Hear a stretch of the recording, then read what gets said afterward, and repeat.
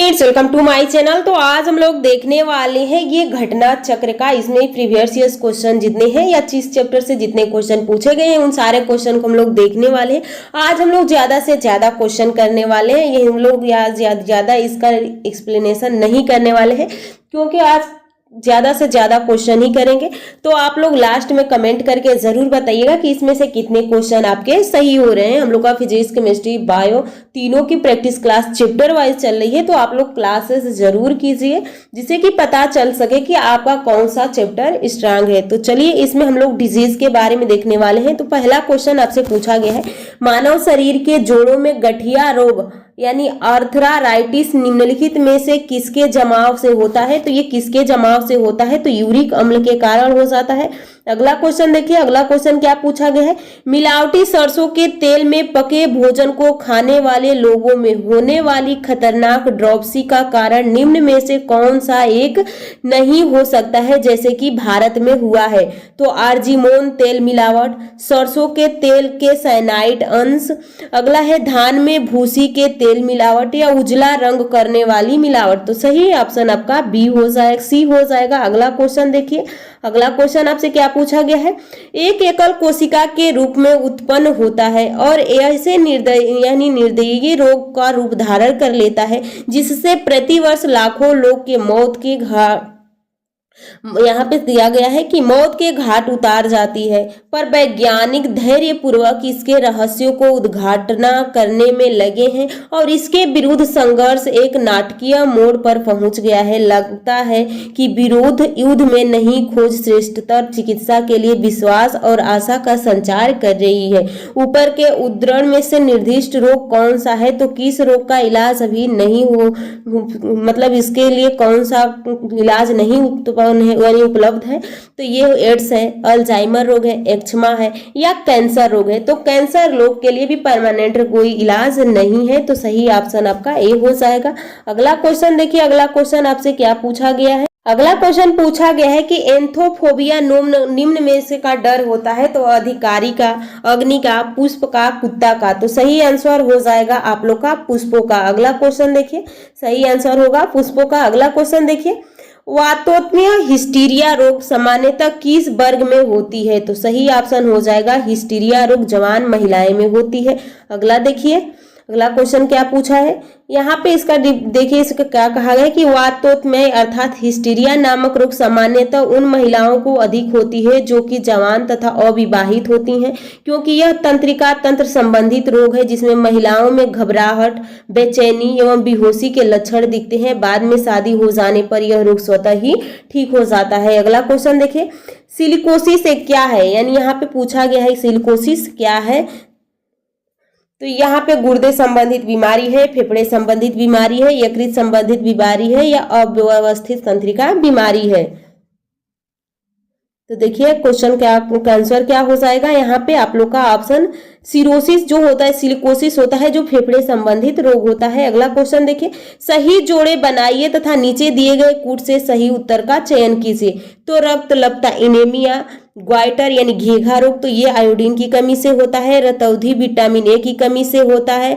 यहाँ पे vitamin B1 से बेरी हो जाता है, तो ये एनीमिया बच गया जो लोहे के कमी से होता है। तो यहाँ पे आप देख सकते हैं, तो ऑप्शन बी सही हो जाएगा। अगला क्वेश्चन देखिए, अगला क्वेश्चन पूछा गया है कि किस तत्व की कमी से घेघा रोग होता है? तो घेघा रोग आयोडीन की कमी से होता है। अगला क्वेश्चन देखिए, आयोडीन उन बीमारी व्यक्तियों को दी जाती है जो पीड़ित होते हैं। तो किससे पीड़ित होते हैं? घेघा से। अगला क्वेश्चन देखिए, उन देशों में जहां के लोगों का मुख्य खाद्यान्न पालिश किया हुआ चावल है, लोग पीड़ित हैं। तो सही ऑप्शन हो जाएगा यहाँ पे बेरी से। अगला क्वेश्चन देखिए, अगला क्वेश्चन पूछा है, मानव आहार में पालिश किए हुए चावल के उपयोग से निम्नलिखित रोग हो जाते हैं। तो कौन सा रोग होता है? तो यहाँ पे बेरी हो जाता है। अगला क्वेश्चन देखिए, अगला क्वेश्चन क्या पूछा गया है, अगला क्वेश्चन, बीमारी का पता कराने के यंत्र में एमआरआई का मतलब क्या होता है? यानी एमआरआई का फुल फॉर्म पूछा है, तो यहाँ पे हो जाएगा चुंबकीय रेजोनेंस चित्रीकरण। अगला क्वेश्चन देखिए, यानी सही ऑप्शन आपका सी हो जाएगा। अगला क्वेश्चन देखिए, यहाँ पे देख सकते हैं मैग्नेटिक रेजोनेंस इमेजिंग, एमआरआई निम्न में से क्या है? तो मैग्नेटिक, यहाँ पे पूछा गया है कि एमआरआई का फुल फॉर्म बताइए, तो magnetic resonance imaging, option C सही हो जाएगा। अगला क्वेश्चन देखिए, यहाँ पे बीएमडी परीक्षण क्या किया जाता है पहचान करने के लिए। तो बीएमडी किसकी पहचान करता है? ऑस्टियोपोरोसिस का, यानी हड्डियों के बारे में बताता है। अगला क्वेश्चन देखिए, बीएमडी परीक्षण किया जाता है तो सही हो जाएगा अस्थिरंधता हेतु। अगला क्वेश्चन देखिए, बीएमडी परीक्षण का पूर्ण रूप क्या है? तो यहाँ पे बोन मिनरल डेंसिटी। अगला क्वेश्चन देखिए, रक्त में ग्लाइकोसिलेटिक हीमोग्लोबिन का मापन निम्नलिखित में से किसके प्रबंधन के लिए लाभदायक है? तो सही ऑप्शन हो जाएगा मधुमेह है। अगला क्वेश्चन देखिए, जो मनुष्य यह नहीं समझ पाता कि कब उसे भोजन करना रोक देना चाहिए और पीड़ित होता है तो वह होता है बुलिमिया से। अगला क्वेश्चन देखिए, अगला क्वेश्चन क्या पूछा गया है? इटाई रोग किसके दीर्घकालीन विषाक्तता से होता है? तो इटाई कैडमियम के कारण होता है। अगला देखिए, शरीर में किस स्थिति को कैंसर कहते हैं? तो स्वस्थ सेलों का बनना बंद होना, जिससे क्रमशः मृत्यु हो जाती है। जहरीले रसायनों को शरीर के किसी भाग में एकत्रित होना और अंततः मृत्यु होना। सेलों की अनियंत्रित बहुगुणन होना, इससे स्वस्थ सेलों का दम घुटन और अंततः मृत्यु होना। तो सही ऑप्शन आपका सी हो जाएगा। शरीर में घाव या ट्यूमर होने से दिमाग का कम बंद करना और अस्तमित होना। अगला का ऑप्शन देखिए, अगला ऑप्शन क्या पूछा गया है? अगला क्वेश्चन दिया गया है आप लोग से।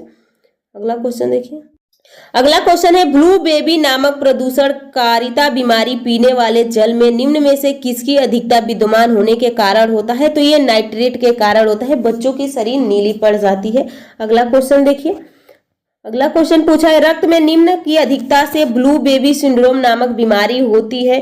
तो यहाँ पे एक दूसरा नाम भी इसका है मेथेमोग्लोबिन। अगला क्वेश्चन देखिए, अगला क्वेश्चन क्या पूछा गया है?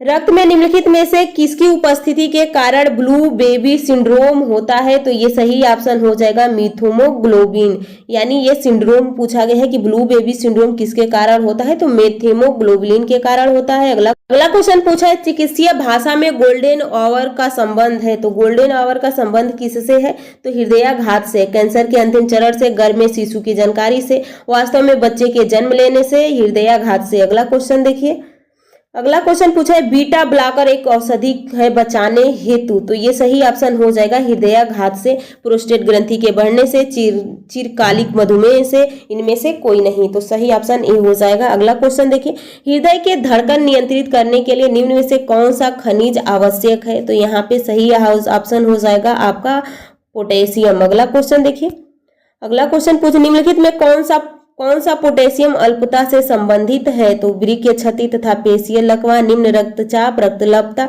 और जोड़ों में व्यवस्था धूमित दृष्टि। तो सही ऑप्शन हो जाएगा निम्न रक्तल्पता। अगला क्वेश्चन देखिए, अगला क्वेश्चन क्या पूछा गया है?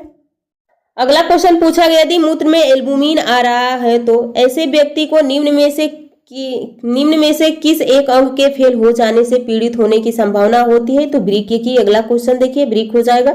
अगला क्वेश्चन देखिए, लंबे समय तक उपवास रखने का सर्वाधिक प्रभाव शरीर के किस अंग पे पड़ता है? तो सही ऑप्शन हो जाएगा किडनी पे, यानी गुर्दे पे पड़ता है। अगला क्वेश्चन देखिए, यहाँ पे आप लोग से मिलान करने के लिए पूछा है। तो यहाँ पे पूछा गया है कि बताइए, तो आयोडीन थायराइड हो जाएगा, सोडियम, उसके बाद पूछा है कोबाल्ट 60, आर्सेनिक। तो यहाँ पे आपका सही आंसर हो जाएगा, यहाँ पे आपका मिलान हो जाएगा। देखिए, आर्सेनिक से ट्यूमर हो जाएगा, कोबाल्ट 60 से कैंसर हो जाए, आयोडीन से थायराइड हो जाएगा और यहाँ से रक्तल्पता हो जाएगा। अगला क्वेश्चन देखिए, तो आज की क्लास हम लोग यहीं पे समाप्त करते हैं। नेक्स्ट क्लास में इसमें बचे